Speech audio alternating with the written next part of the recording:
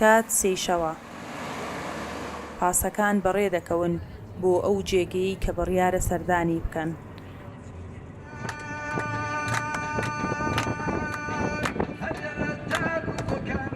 ئەندامەکان بە جۆش و خرۆش و بەدەم چەپڵە ڕێزان و گۆرانیەوە بە جادە پێچاوپێچەکانی دەرەوەی سلێمانی چاوەڕێی هەڵاتنی ڕۆژێکی نوێن.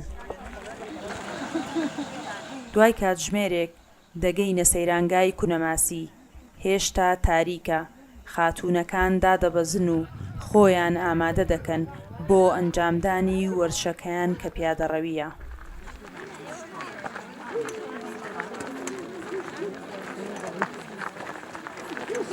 ئێمە وەکو گروپی پیادەڕەوی خانمانی سلێمانی هاتوین بۆ پیادەڕەوی بۆ ڕێگای کونەماسی. کاتژمێر 3 بەڕێ کەوتوین لە سلێمانیەوە، کاتژمێر 4 گەشتونەتە ئێرە بۆ ماوەی 3 ساعت بۆ 3 ساعت و نیو پیادەڕەویەکانمانەکەین و پاشان لە کۆتایی یا پشوویەک وەرەگرین و بۆ ماوەی کاتژمێرێک و ئەگەڕێنەوە.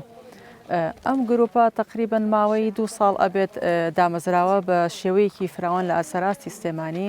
پێشتر بەم شێوازە نەبوو، تاوان شێوازێکی کەمتر بوو، بەڵام بیرمان لەوە کردەوە کە ئەم گروپە پەرەی پێبن کە بگاتە هەموو خانمێک، چونکە هەدەفەکەی ئێمە ئامانجی ئێمە گەیاندنی وەرزشە بە هەر تاکێک بە هەر خانمێک. ئەگەر لە ڕووی تەندروستیە و لە ڕووی کۆمەڵێک تایبەتمەندی و زۆ سوودی هەیە بۆ ئەم خانمانە، پێمان خۆش بوو کە فراوانی کەین گروپەکەمان لەسەر ئاستی سلێمانی و بە خۆشحاڵیەوە کە خانمێکی زۆر هاتوونەتە گروپەکە و بەشدارە بن.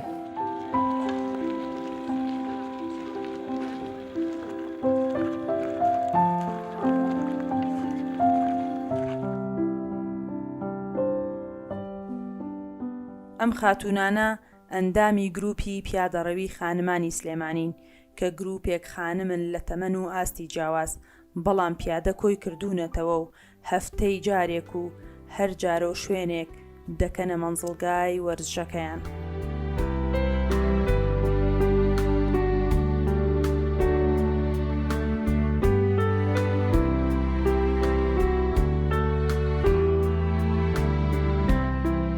کەیم بۆ ئێرە هەر جارە و سروشتێکە بینیم، هەر جارە و بە شوێنێک ئاشنا ئەبین.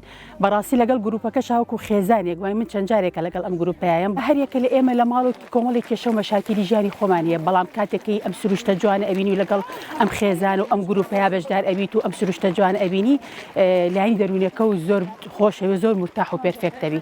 5 مانگە بەشداری ئەەکەم لەم پیادەڕەویەیە، گروپێکی زۆر ڕێک و پێک و خۆشە.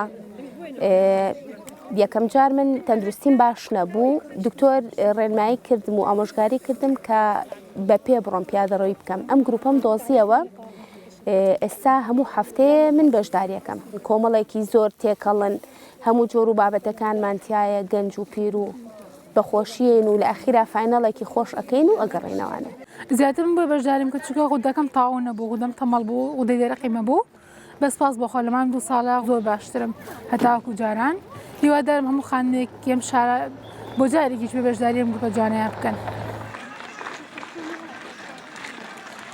دوای پیادەیەکی درێژ بەناو سروشتە جوانەکەی کونەماسیدا دەگەڕێنەوە هەمان جێگا بۆ پشودان و خوانی بەیانی.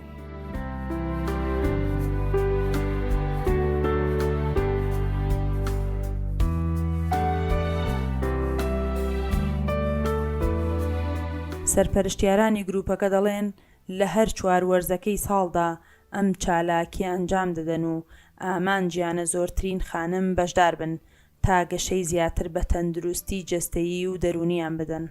لێرە گەشتینە فیناڵی پیادەڕەویەکەمان، توانیمان بڕی 8 کیلۆمەتر بۆ 9 کیلۆمەتر بە ڕێگایەکی تا ڕادەیەک هەورازە ببڕین. کاتژمێر 7:30 بەیانیە، ژەمێکی سووک ئەخۆین، تۆزێک جەوەر ئەگرن، هەندێک ڕسمەگرین وەکو یادگاری و پاشان لە کاتێکی زووە ئەگەڕێینەوە. ئێمە بە هەر 4 وەرزی ساڵ بەردەوامین، ئەوە ماوەی 3 ساڵە. ویسمان ئەم چالاکیانە فراوانتر بکەین، زۆرترین خانم بتوانێت بەشداری بکات. لە ئەم گەشتانەیە دڵ و دەرونیان ئارامە بێتەوە، لە ڕووی تەندروستی و زۆر ئیسفادەیان کردووە. ئێمە ئەیان دوێنین زۆر بەیان کە ئەچنەوە بە لای دکتۆرەکانیان خەبەری زۆر خۆشیان پێ ئەێنەوە. گروپی پیادەڕەوی خانمانی سلێمانی لە چەندین خانم پێک هاتووە و گرنگی بە وەرزشی پیادە دەدەن. گەشتەکانیان تەنها لە سنوور و سروشتە جوانەکەی کوردستاندا نەماوەتەوە، بەڵکو خۆیان دەڵێن گەشتیان بۆ چەند وڵاتێکی تریش کردووە و دەیانوێت پەرەی زیاتر بە وەرشەکەیان بدەن لە داهاتوودا. سنوورکەریم، دەنگی ئەمریکا، سلێمانی.